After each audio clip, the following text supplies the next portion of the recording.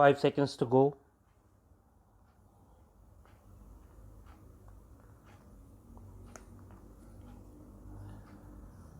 Start. In according constitutional status to the Nagar Palika, we are but responding to the joint resolution passed by the Central Council of Local Self-Government and the All India Council of Mayors pleading for the conferment of constitutional status on the urban local bodies, ministers, mayors, and other elected representatives of the opposition parties, including political parties represented in this House today, and those that have run away were represented in these bodies, ranging from the CPIM to the BJP and taking in much that lies in between. Official spokesmen of all those parties have again and again asked for constitutional recognition for the Nagar Palikas, as recently as in their representation to the National Commission on Urbanization.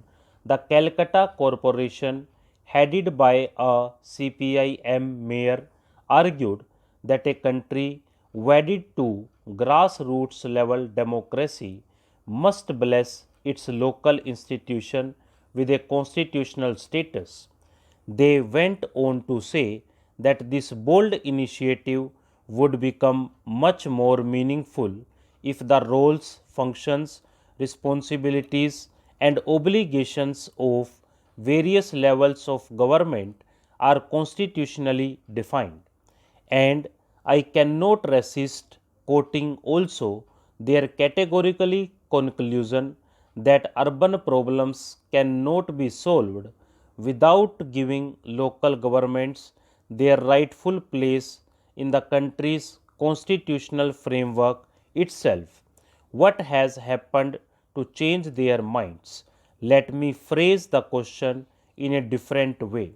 What has happened to change their principles?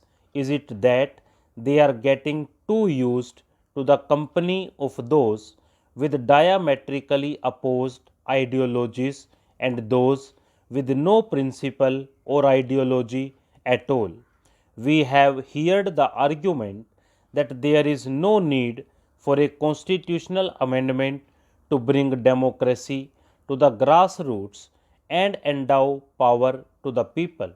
It has been argued that what is needed is political will. I respectfully submit that it takes more political will to amend the constitution than it does to pass a municipal law.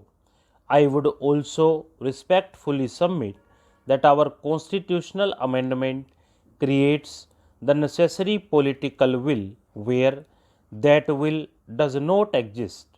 There is no place in any of this for a holier than thou attitude. No party in India can claim an unblemished record in local self government. Equally, there is no major political party in India which has not something to its credit in regard to local self government. There are some Congress governments that have done better than others, though there are some shortfalls which can be rectified. Equally, there are opposition run governments which have done something better than others, something worse, indeed, sometimes better than their own past record, while sometimes falling short of their past achievement. Our approach to the Panchayati Raj and Nagar Palika bills has been non partisan. We have drawn from the experience of all. We are beholden to all. We now bring forward a bill which makes democratic decentralization to the Nagar Palikas a keystone of the country's constitution, having discovered that there is an irresistible grounds well of popular support for the Panchayati Raj and Nagarpalika bills, one opposition party has now come up with an alternative proposal for a constitutional amendment. The proper forum to table such amendments would be the floor of this House.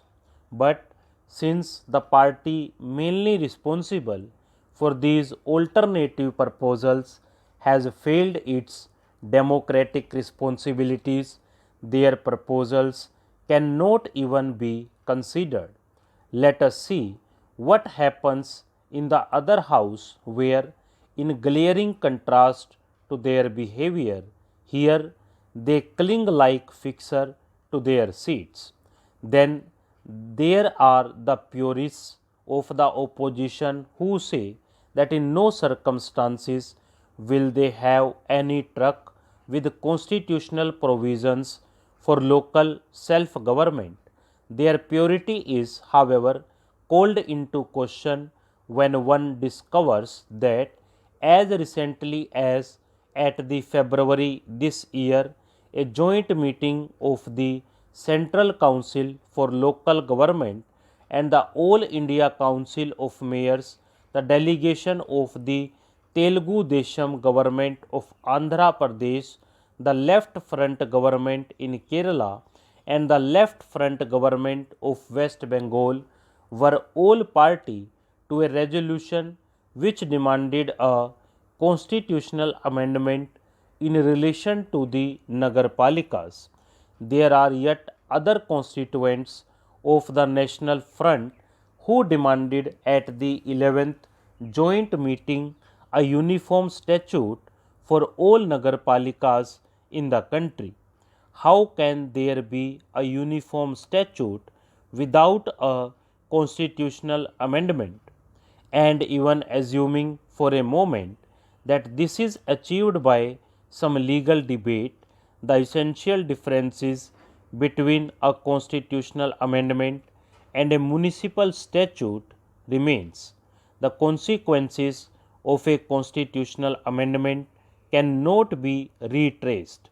Our proposals would enshrine democracy in the local bodies in the most sacred basis of our modern nationhood. In contrast, any model bill will have no binding significance for state legislatures and no guarantee of outlasting changes of party or personality. If we really want democracy and devolution in the Nagarpalikas, there is no alternative to the kind of constitutional amendments we propose. The starting point of the Nagarpalika bill is the recognition that those who live in urban settlements are entitled to the same democratic rights and the same rights and responsibilities for development. Stop.